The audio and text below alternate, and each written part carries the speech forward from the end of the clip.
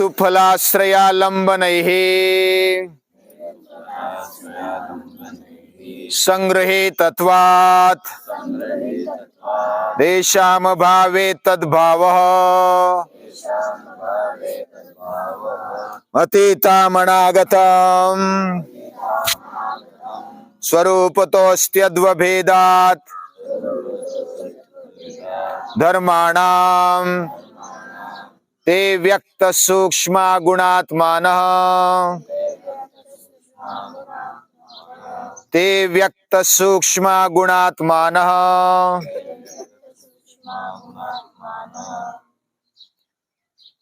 महर्षि पतंजलि चित्त के बारे में और पूरे जीवन के बारे में उसको कैसे शुद्धाति शुद्ध और उत्तम बनाया जाए इसके बारे में वो बताते हैं सूत्र रूप में भी, लेकिन छोटी छोटी बातों को वो बताते हैं। हमारा जीवन कैसा है और जीवन के अंदर क्या क्या है ये भी बात बताते हैं। जैसे कोई वृक्ष होता है, पहले बीज, उसको सही वातावरण मिलता है तो अंकुर आता है, उसका पौधा फिर बड़ा वृक्ष बनता है। वैसा हमारा जीवन भी एक बीज था, बीज रूप था, उसमें फिर धीरे धीरे पौधा बना, अंकुर आया, पौधा बना और वृक्ष बन गया, बन रहा है। उसमें कुछ पार्ट जो हमें दिखते हैं, हमारा शरीर और इंद्रिय, ये व्यक्त है या तो स्थूल है, और जो नहीं दिखते हैं वो सूक्ष्म है, यानी मन बुद्धि चित्त अहंकार और अंतर इंद्रिय, ये भी सूक्ष्म है। हमारी आत्मशक्ति भी सूक्ष्म है, सूक्ष्माति सूक्ष्म उसको बोला जाता है। आज का युग वह टेक्नोलॉजी में मानता है और बहुत अच्छी बात है।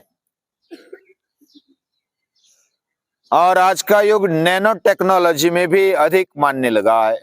जितना हम सूक्ष्मता में घुसेंगे उतना हमें अधिक बल प्राप्त करने की क्षमता आ जाती है। छोटी छोटी बातों का, बलों का पता चलने लगता है। और इसलिए अभी एआई में प्रगति कर रहे हैं।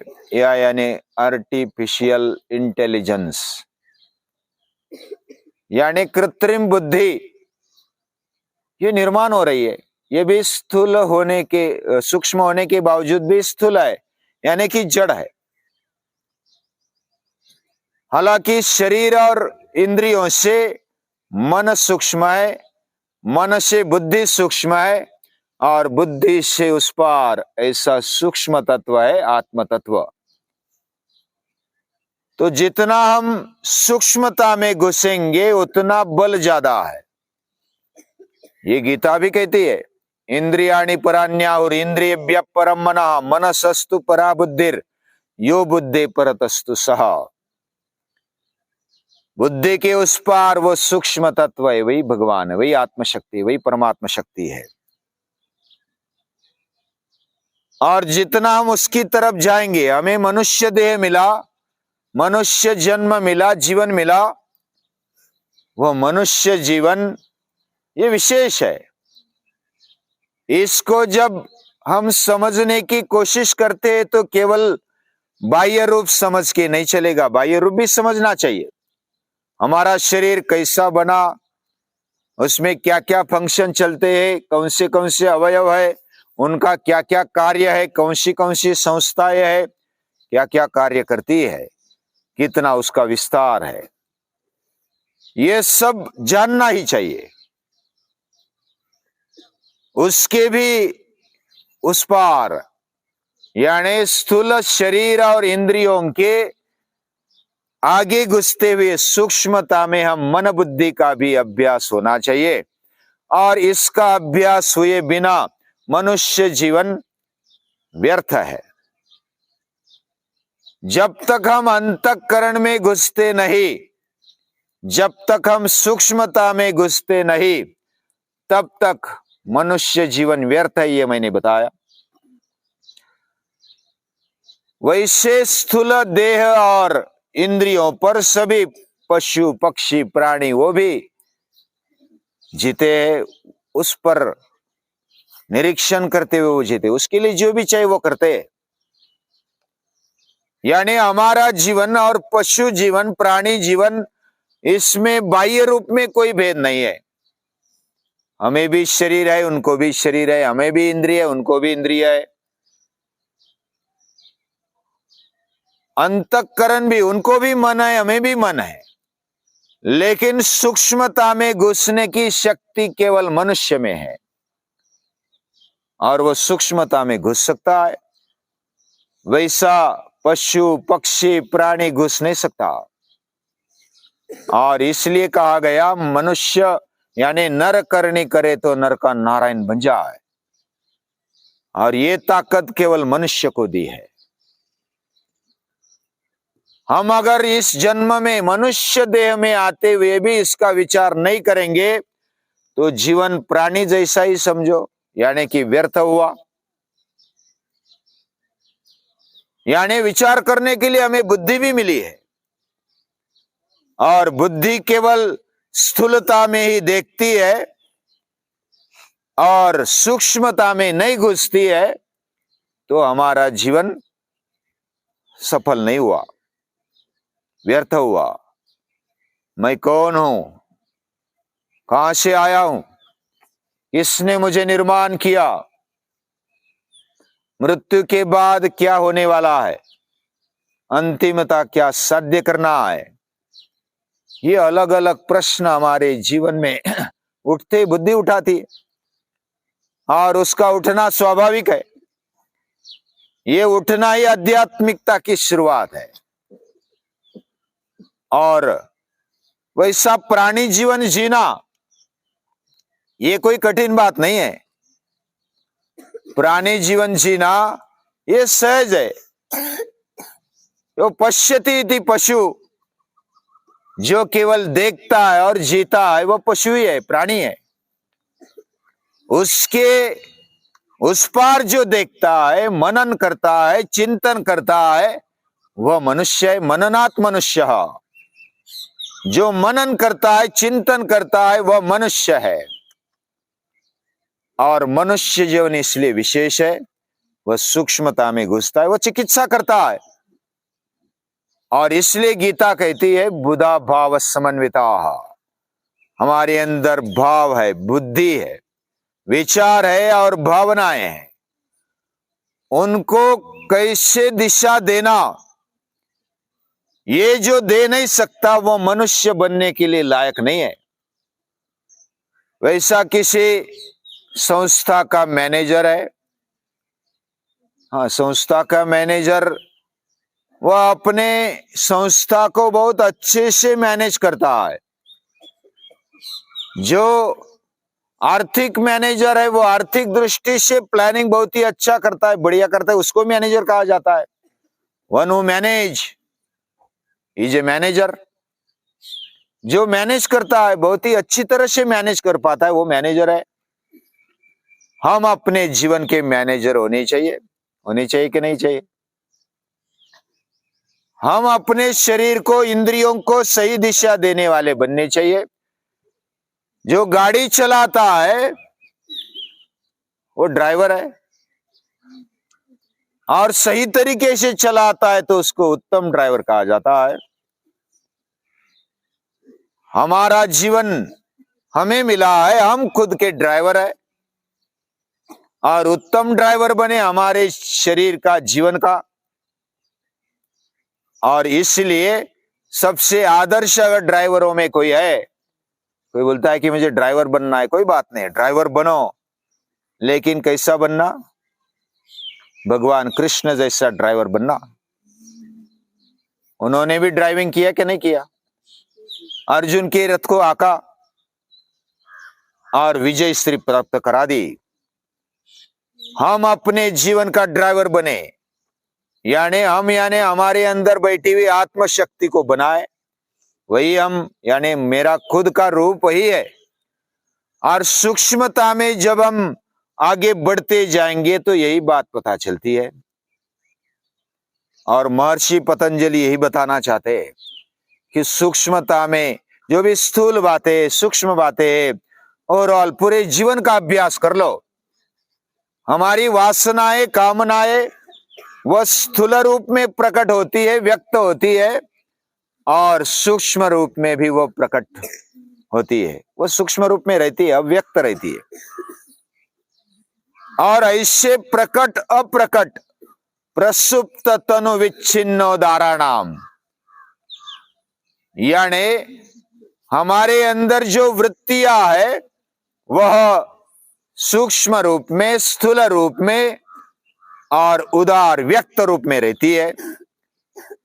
ऐसी वासनाएं, कामनाएं हम अगर हैंडल नहीं कर पाएंगे तो हम पराधीन हो गए, हम गुलाम बन गए। हम अपने मालिक बने, ऐसी गीता चाहती है, ऐसा योग दर्शन चाहता है। हम अपने राजा बने, हम भी चाहते हैं ना, हम अपने राजा बने, राजा जैसा जीवन जिए। राजा गुलाम नहीं होता, और गुलाम वह होता है जो इंद्रियों का, शरीर का सुनता है और मनमानी करता है, वह गुलाम बन जाता है। जो इंद्रियों पर, मन पर अपना काबू रखता है वह राजा है। वह पूरी प्रजा को काबू में रख पाता है, वह राजा है। हमारे पूरे जीवन में बसे हुए शरीर को, इंद्रियों को, मन, बुद्धि, चित्त, अहंकार को काबू में रखने वाला, उसको दिशा देने वाला, उसको सही रास्ते पर ले जाने वाला, ये राजा होता है। और ये राजविद्या है, ये राजयोग माना जाता है। ऐसा राजयोग महर्षि पतंजलि बताते हैं। और मूल जो कर्म की प्रेरणा है वो वासना से होती है, इच्छा से होती है। हमें इच्छा होती है तो हम इधर उधर भटकते हैं, एकाग्र नहीं हो पाते। जैसा कोई कौवे का आवाज आया, कौवे पर ध्यान गया, कोई चिड़िया की आवाज आई तो उस पर ध्यान गया, तो हमारा मन भटकते रहता है। लेकिन इतना सब होते हुए भी हम एकाग्र हो पाते, यानी पूरी आवाज के साथ हम एकाग्र होना सीख सकते हैं, इतनी हमारी ताकत है। ये कंट्रोल होता है, यानी कितनी भी गड़बड़ होने के बावजूद भी मैं एकाग्र हो सकता हूं। जैसे कोई खिलाड़ू होता है ना, खिलाड़ू जब क्रिकेट खेलते हैं, लाखों लोग देखते हैं, कृष्णा, लाखों लोग देखते हैं कि नहीं देखते? क्रिकेट देखा है तूने? तो क्रिकेट देखे, जिसने देखा है तो लाखों लोग साथ में देखते हैं, बहुत शोर मचाते हैं। लेकिन क्या खिलाड़ू शोर की ओर देखता है? वो सुनता है, उसका ध्यान नहीं रहता उधर। उधर ध्यान देगा तो वो खेल नहीं पाएगा। मल्लखांब भी हम खेलते हैं, बाकी कितने भी देखते नहीं देखते वो हम ध्यान नहीं देते, देना भी नहीं चाहिए हमें। और हमारा खेल, यानी खेल की तरफ इतना एकाग्र हो जाओ, एक एक कृति, एक एक जो भी बैलेंस है वो अच्छा होना चाहिए। ये बात जो सीख लिया तो वो अच्छा खिलाड़ू है। और हमें अच्छा खिलाड़ू बनना है कि नहीं बनना? तो हर बात में हम एकाग्रता से सूक्ष्मता में घुसे, हमारी वासनाएं, कामनाएं हमारे कब्जे में हो, और उसको स्वरूप में, यानी वो स्वभाव रूप में वो है और वो गुणात्मक है। उसका स्वरूप जो व्यक्त है उसको हम नष्ट कर सकते हैं। कैसे? हेतु, फल, आश्रय, आलंबन के अभाव के द्वारा उनका भी अभाव हो सकता है। लेकिन वो रूपात्मक, स्वरूपात्मक वो नष्ट हो सकती है, लेकिन गुणात्मक वो नष्ट नहीं होती। हाँ, श्रीवत्सा क्या पूछती है? स्वरूप, जैसा स्वरूप, खुद का रूप, ये स्वरूप होता है। स्व यानी खुद, और रूप यानी हमारा आकार या तो रंग रूप जो भी है। तो जैसी वासना है, मैंने समझो कि इच्छा की कि मुझे खाना है, तो खाने का जो मन हुआ पहले, ये वासना निर्माण हुई, इच्छा निर्माण हुई, और हम खाने के लिए गए, खाने के लिए प्रत्यक्ष गए। ये कर्म हुआ वासना से, इच्छा से, और इस इच्छा को सही तरीके से उपयोग किया, यानी समय पर मैंने राह देखी और अन्नपूर्णा में समय पर खाने के लिए गया। लेकिन उस वासना का गलत उपयोग भी कर सकते हैं। मैंने चोरी करके खाया तो गलत उपयोग हो गया, बिना पूछ करके खाया तो गलत उपयोग हो गया। यानी वही वासना हमने अच्छे उपयोग में भी लाई और बुरे उपयोग, गलत उपयोग में भी लाई। तो वही वासना हम अच्छे में, बुरे में, उपयोग में ला सकते हैं, और उसी वासना को हम व्यक्त रूप में नष्ट कर सकते हैं, उनका स्वरूप नष्ट कर सकते हैं। कैसे? हमारा हेतु शुद्ध हो जाए। मन जब शुद्ध होता है ना, तो शुद्ध मन वाला क्या विचार करता है? मुझे खाने की इच्छा हो गई, तो वैसे सभी को ही होगी। मैं अकेला इच्छा करता हूं, तो मैं इधर 150 लोग रहते हैं, तो 150 लोगों को खाने की इच्छा होगी ना। मुझे भूख लगी, मुझे चोरी करने की इच्छा हुई, सभी को खाने की इच्छा हो रही है, ऐसा शुद्ध मन वाला सोचता है। मैं अगर चोरी करके खाऊंगा तो ये अच्छी बात होगी क्या? शुद्ध मन वाला ये सोचने लगता है, और वो सभी का विचार करने लगता है। मैं जैसा विचार करता हूं, पूरी सृष्टि में वैसा ही विचार करने के लिए वो करते हैं। मेरा मन जैसा है वैसा सभी का मन है, मेरा शरीर जैसा है सभी का शरीर है, मुझे भूख लगती है सभी को भूख लगती है, मुझे प्यास लगती है सभी को प्यास लगती है। ये शुद्ध मन वाला विचार करता है।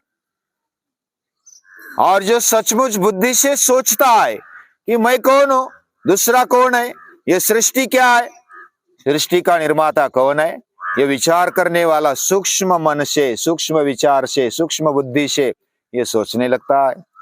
और ये बात ही महर्षि पतंजलि कहना चाहते हैं कि हम सूक्ष्मता से विचार करें, अपने आप का, खुद का विचार करें, खुद के मन का, बुद्धि का स्वरूप देखे। वह स्वरूप में, व्यक्त रूप में उसकी वासना नष्ट हो सकती है, लेकिन गुणात्मक ये नष्ट नहीं होती। ते व्यक्त सूक्ष्म गुणात्माना, गुणात्मन यानी वो त्रिगुणात्मक है। कल हमने देखा सत्व रजत तम, इन गुणों से युक्त हमारा जीवन है, ये वासना भी उसी से बनी है।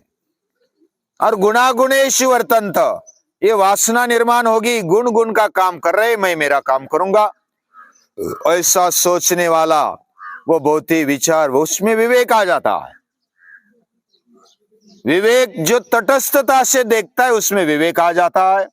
मैं शरीर हूं, मैं इंद्रिया हूं और मैं ही खाता हूं, ऐसा जो सोचता है, ये शरीर के लिए चाहिए, मुझे नहीं चाहिए। अन्न पानी जो भी चाहिए शरीर के लिए चाहिए, और शरीर मरेगा तो भी मैं नहीं मरूंगा। ये बात सोचने वाला वो कभी लाचार नहीं होता, वो कभी यम नियमों का पालन नहीं छोड़ता। ये योग दर्शन कहता है, ये बहुत ही गहरा है। यानी जितना हम सूक्ष्मता में घुसेंगे, कठोपनिषद में कहा गया, ये तत्वज्ञान किसको समझेगा, ये बात किसको समझेगी? जो सूक्ष्म बुद्धि से विचार करेगा उसको ये समझ में आएगा।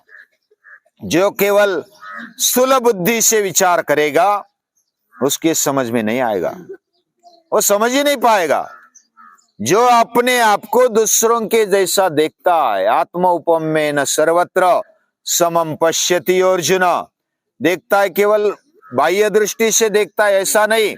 मैं जैसा सोचता हूं दूसरा भी सोचता होगा, मुझे जैसा अंदर विचार आता है वैसा दूसरों को भी आता है, मुझे जैसी भावनाएं आती है वैसे दूसरों को भी आती है, मुझे जैसा प्रेम चाहिए, भाव चाहिए, मुझे जैसा वातावरण आनंदमय चाहिए, प्रसन्नता चाहिए, वैसा दूसरों को भी चाहिए। ये विचार सूक्ष्म बुद्धि से विचार करने वाला करता है, और ये बुद्धि, सूक्ष्म बुद्धि हमें जीवन विकास की ओर ले जाती है, और जो भी चाहिए हमारे जीवन में वो देती है। शुद्धाई बुद्धि किल कामधेनु, शुद्ध बुद्धि कामधेनु है। हमें ऐसा लगता है कि वस्तु के पीछे लग जाएंगे, धन के पीछे लग जाएंगे तो धन मिलेगा, लेकिन ऐसा नहीं होता। जो धन के पीछे, वस्तु के पीछे लगता है, टेम्पररी कदाचित चोरी करके उसको मिल भी जाएगा, लेकिन वो शाश्वत टिकेगा नहीं। जो सूक्ष्मता में जाकर के बड़ी सोच रखता है और आगे बढ़ता है, उसके पीछे धन दौड़ता है, उसके पीछे शक्ति दौड़ती है, उसके पीछे संपत्ति आ जाती है। ये उपनिषद कहते हैं, ये योग दर्शन कहता है, ये गीता कहती है। जो संपत्ति के पीछे भागता है, जो सौंदर्य के पीछे भागता है, उसका सौंदर्य नष्ट हो जाता है। जो धन के पीछे भागता है, उसका धन नष्ट हो जाता है, वो टिकता नहीं। लेकिन जो जैसा कोई ध्येय पर चलने वाला है ना, ध्येय पर चलने वाला, वह तो अपना कार्य करता है। युवा होता है ना, युवा कैसा होता है? तैत्तरीय उपनिषद कहता है, युवाश्चात् साधु युवाध्यायकः आशिष्टा दृढ़िष्ठा बलिष्ठा। ऐसा युवा होता है, यानी वो दृढ़ निश्चय होता है, वो आत्मबल से युक्त होता है, बलिष्ठ होता है, और वो आशावान भी होता है। उसके लिए पृथ्वी, सारी पृथ्वी संपत्ति लेकर नतमस्तक होती है। भैया ले लो, संपत्ति ले लो। नचिकेता के सामने यमराज बोलते, पूरा धन ले लो, पूरी पृथ्वी का धन ले लो, लेकिन वो बोलता है मुझे नहीं चाहिए। जो नहीं चाहिए बोलता है, उसके पीछे धन आता है। जो चाहिए बोलता है, उसके पास से निकल जाता है। उल्टा है। इसका मतलब हमें खाना पीना नहीं चाहिए, ऐसा नहीं है, लेकिन खाने पीने के लिए हम नहीं है। हमारा जीवन बहुत ही ऊंचा है, मनुष्य जीवन है। यह सूक्ष्मता की सोच जो करता है, वह महान बनता है। महापुरुष वही होता है जो स्थूल सोचता है, केवल बाह्य रूप में सोचता है, वह हल्का बन जाता है। और जो सूक्ष्मता में सोचता है, मनन करता है, चिंतन करता है, श्रवण करता है, निधिध्यासन करता है, वह आत्मबल को देख पाता है। और जो आत्मबल को देख पाता है, उसके पीछे सारे बल आ जाते हैं। तदेव लग्नम सुदिनंत देव तारा बलम चंद्र बलंत देव विद्या बलन दैव बलंत देव लक्ष्मी पते तेंगरी गौ स्मरामि। जिसके पास आत्मबल है, उसके पास सभी बल आ जाते हैं। परमात्मा बल जिसके पास है, अभी ये बल कैसे प्राप्त करना, यही तो योग कहता है। योग का अभ्यास इसीलिए करना चाहिए। तो हम करना चाहते हैं और कर भी रहे। सभी को नमस्कार है, प्रणाम।